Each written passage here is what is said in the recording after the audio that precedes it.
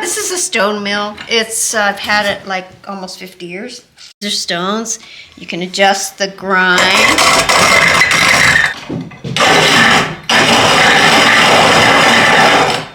Little coarse.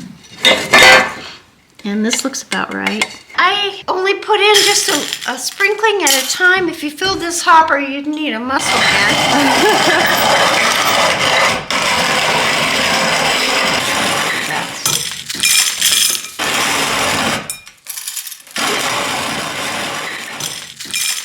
Tradition is not the worship of ashes, but the preservation of fire. I'd like to think that's what we're doing today, preserving an old tradition. Tradition and knowledge rapidly being lost. I'm in the 1880s kitchen today with one of the most impressive people you will ever meet. Susan is going to grind corn with us, cook vegetables from her garden with us, and make a truly American food. The stone-ground cornmeal scone. It may have some British DNA, but the cornmeal is straight from the people of this continent. No Brit would have been caught dead eating this back in the old days. Corn was fit only for livestock, they would have said. But Americans learned fast that corn was the key to survival in the New World. Okay. Yeah, one more wood in there. Yeah, I'm just checking it. Side with it. Back. This is what we're going to make today. Flour, cornmeal, sugar, salt, brown sugar, baking powder, buttermilk, and eggs. Goat butter, cow butter, local butter. So this is Guernsey butter. A friend has Guernsey cows. She makes butter. She makes a year's worth of butter. Is this Sally? Yeah. Puts it in her freezer. Well, Sally donated the wool that I used to chink all the little gaps around the windows. So yeah, her wool is tucked in all over this house. I'm curious about this wood. It feels pretty light, so I don't think this will burn near as hot. Punky stuff. It's punky, but It's that's not okay. Burn hot at all. This,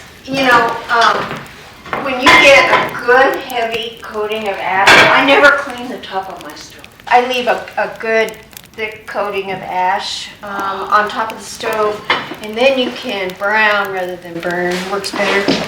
We have a full meal planned for today, scones and a hearty farmer's stew. But the work of the meal starts with the labor of getting the stove and oven up to temperature. It's not a twist of a knob out here, but the selection of the right wood, the right levers pulled or pushed on this big cast iron and steel cook stove. Alright. I'm gonna let the stove just get warm before I do the oven too much. So you've got the oven. Oh, you don't have the oven on. I don't have the oven on yet because I want the stove to heat up. Yeah, don't put the oven on until you're ready. Otherwise, then it will be too hot. Perfect. The Leeks. From the old country. I've never grown leeks. Oh yeah. Well, these aren't grocery store looking leeks. I just dug them. They were frozen solid, and they'll thaw out, and they'll be fine. It's garlic? Yeah, German Roja. German Roja. Yeah, these are called strawberry paw. I love these. And these are talon. Talon. Wow. And this is vegetable broth that I make at the end of the garden season. I don't think we have to, it's not a delicate table. No, it's The tools are getting bolted down to the kitchen table. This old find came from another abandoned homestead on the ranch. I mean, they may have only had a table. With the cook stove and the cast iron warming up, we get the stew started. I'm gonna move this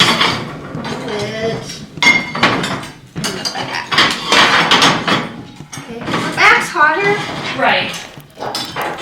and so then you've got adjustments. That's smart. A splash of oil in the pan, and you can start to feel the heat.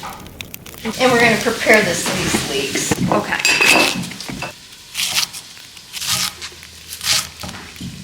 Smells amazing.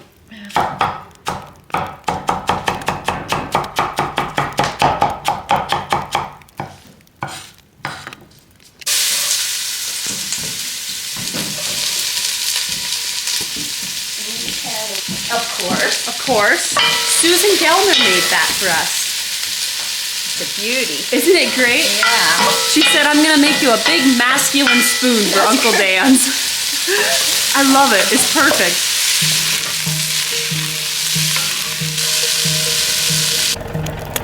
This cooking day together is actually the very first real cooking this stove will see after being cleaned up and restored.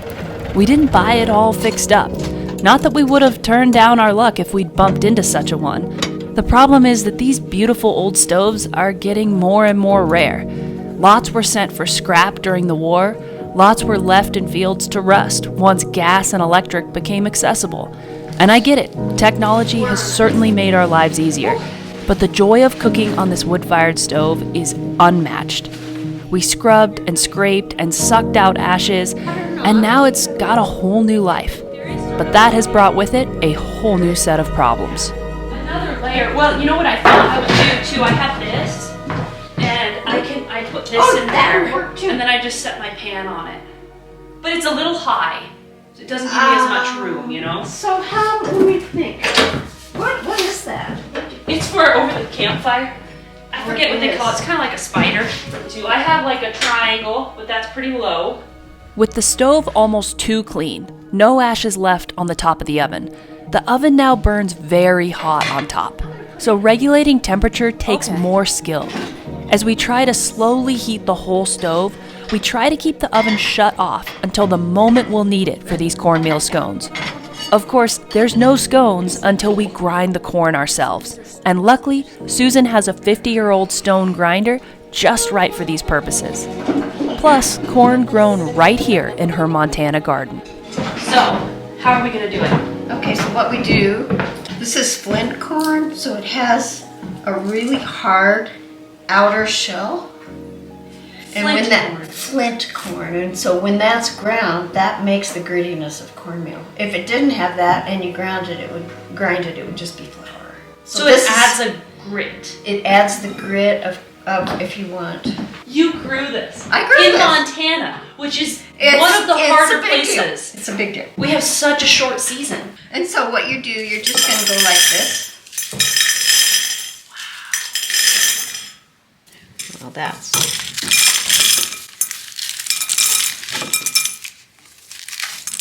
That's amazing. Okay. This is the sweetest flint corn that will grow with our growing season. That's to be determined. We'll find out. This one you may have to do because I can't guess. Oh, yeah. I can't Don't get worry that. about it. That's as good as I can That's get. as good as it's going to. So the homesteaders burn these for fuel. Like in their cook stove? Yeah. Well, where are the trees? That's what I was thinking, in Kansas and They stuff. burn corn stalks. So I'm just going to stick them in the stove. Stick them in the stove. So yeah, this is good fuel. Okay, so this is a stone mill. It's I've had it like almost 50 years. They're stones. You can adjust the grind, and I like to grind it. That's a little coarse.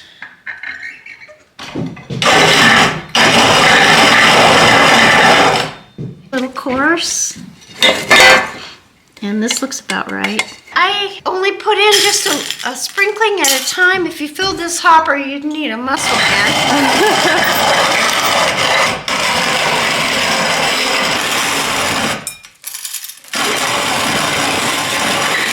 Taste it. Just dry? Mm-hmm. It's really sweet. It is sweet. It's sweet. That is this variety, which is called Byron, is supposed to be the sweetest.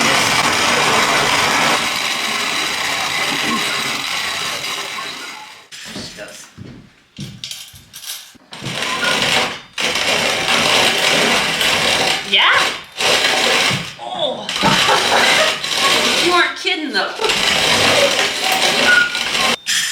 Yeah, just a little. Okay.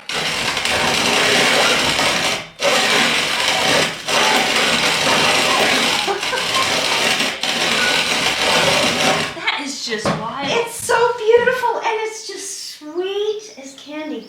Oh, I love it.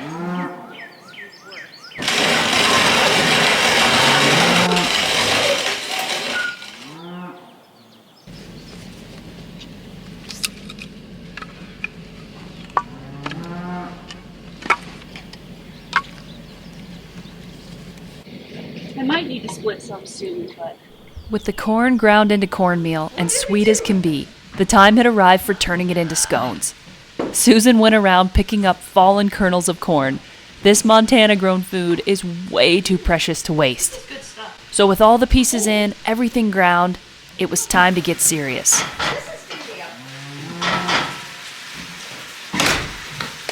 Beat your egg. I think that egg's just gonna go right out here too.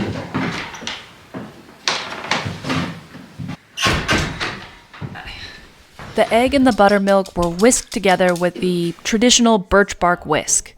And then Susan was headed over to the big flour bin. So we need about 1.5 cups of flour. We got sugar and spices from our trunk. Oh, here, sugar's in the sugar pot. We're gonna add about a 1/2 cup of our cornmeal. Something about like that. A couple of tablespoons of brown sugar and a couple tablespoons of white sugar. About a 1/2 teaspoon of salt.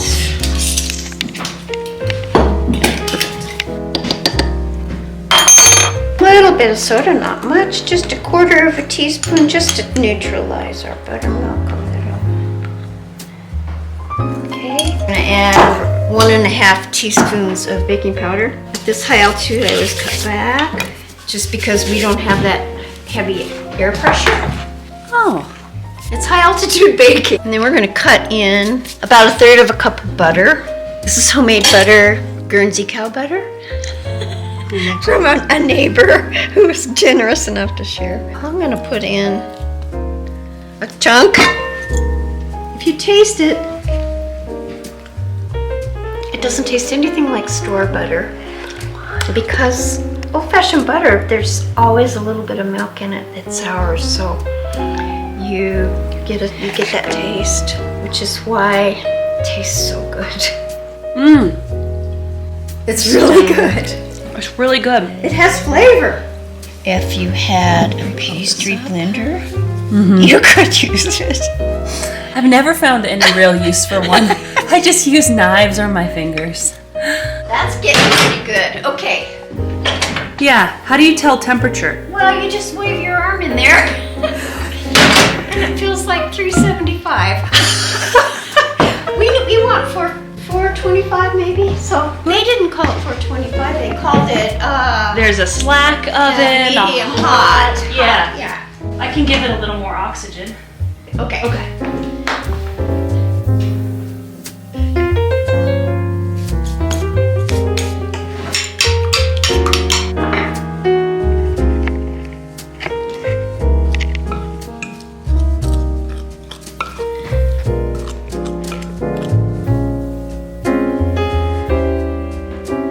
Montana, the flour is really dry, so you always end up adding more liquid than other recipes will say. See, I've added quite a bit more extra just to get the dough to come together. And we always taste it to see what we forgot. Did we forget the salt? No? Feels right. You feel it? It's a moist dough. But it's nice. It's not sticking, it's just moist. Yeah, cornmeal adds a differentness to the dough. I try to knead 10 times. 7, 8, 9, 10.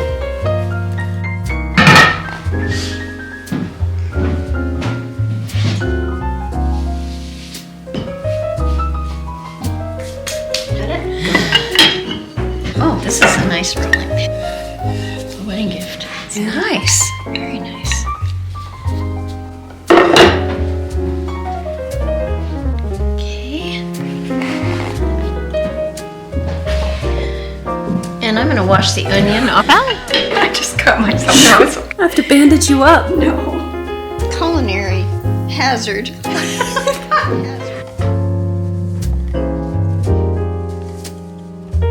Corn. beautiful corn. Okay. Don't get blood on the scones. You got a bloody fingerprint. Oh my, you're bleeding everywhere. No one will know. No, no, no.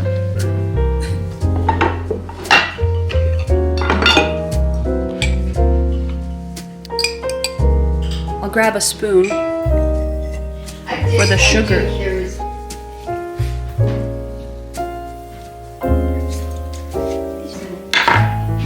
Ooh, it's pretty hot. Pretty hot. Let's check that. I think that. We'll give it. Okay. Put one more wood in there. Yeah, I'm just checking it. I'm gonna set the pan very close to the front of the oven because it's hotter in the back. Okay. And it's hotter on, of course, the side with You're right. Should we rotate it halfway through? keep an eye on it. Okay. All this time we were forming the scones, the stew was bubbling away on the cooktop. The potatoes and leeks and ranch-raised beef had all gone into the big cast iron pot to sear and then to simmer. The Bread of This World by Thomas McGrath. On the Christmas white plains of the flowered and flowering table, the holy loaves of the bread are slowly being born, rising like low hills in the steepled pastures of light, lifting the prairie farmhouse afternoon on their arching backs. It must be Friday, the bread tells us as it climbs out of itself like a poor man climbing up to a cross towards transfiguration. But we who will eat the bread when we come in out of the cold and dark know it is a deeper mystery that brings the bread to rise. It is the love and faith of large and lonely women moving like flowery clouds in farmhouse kitchens that rounds the loaves and the lives of those around them. Just as we know it is hunger, our own and others, that gives all salt and savor to bread. But that is a workaday story, and this is the end of the week.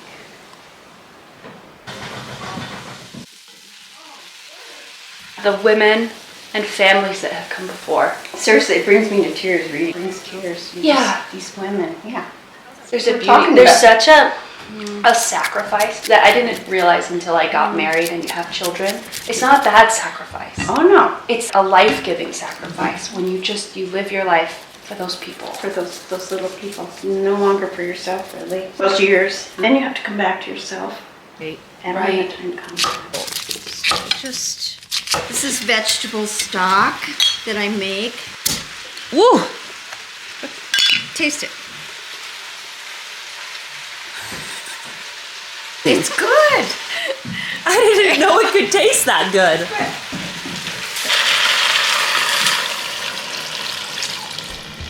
The stew had come together. Lots of fresh herbs went in at the end.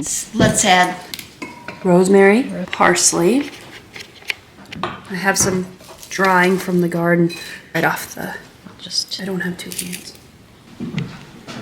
Yeah, I'll take a leaf. Grab what you want. Sage from the garden. We're doing parsley, sage, rosemary, and thyme. There's a reason they sang about it.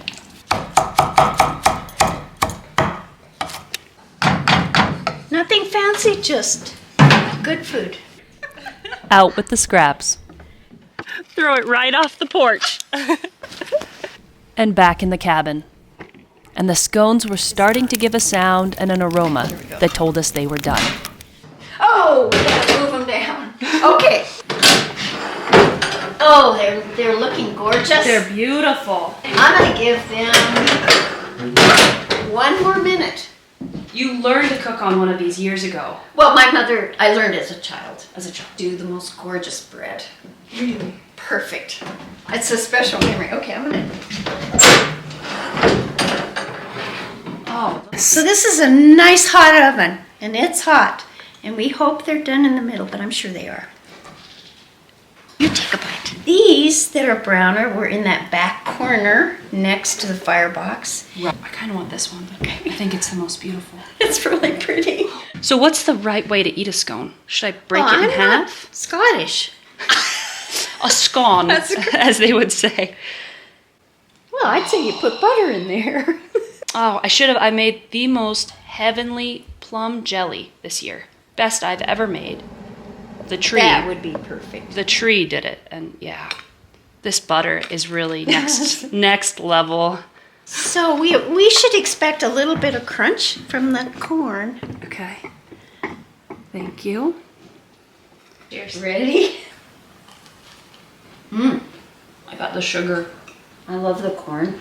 The cornmeal is so nice. I've bought from the store stone ground cornmeal, and it can be so toothy that you're like, it's like sand, and this is sweet and tender. Well done. You're a good gardener. That is the best scone I've ever had. Okay, so I've done biscuits. You know, that was the standard quick bread. Was a biscuit, and in my conventional modern oven, they rise, but in the wood oven, when it's good and hot, they just puff. This is a good recipe. This is good. For those of you who've watched the rebuilding of this cabin, you may recognize some of the footage today from our very last episode where we built the stone steps. But I wanted to revisit this day. I really loved diving deep into that day with Susan and reliving in more detail our first time cooking on this old cook stove. I've put the recipe in the description. It really does help grow this channel tremendously when you like, subscribe, and share it with friends. And especially when you leave a comment. Thank you to all of you who've been doing that. And a special thanks to the channel members who keep us going in these lean winter months. Next week, we'll be doing some deep, cold cooking. God willing, I'll be out in the cabin. Cheers, everyone.